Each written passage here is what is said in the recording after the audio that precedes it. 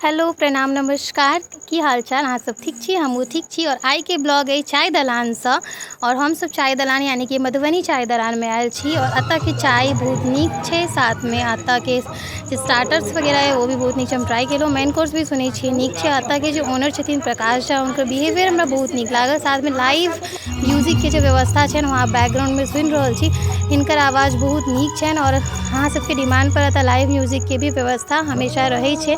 और ई हमर जिनका सब साथे आइ आयल छलहुँ हेँ, बहुत नीकसँ हमसब इन्जॉय केलहुँ। हमर छाया दीदी छथि, हिनका तऽ अहाँ सब चिन्हते छियै, बराबर हमर ब्लॉगमे रहै छथिन। दीदी मगन भऽ कऽ गीत सुनलथि अपन डिमांड पर भी।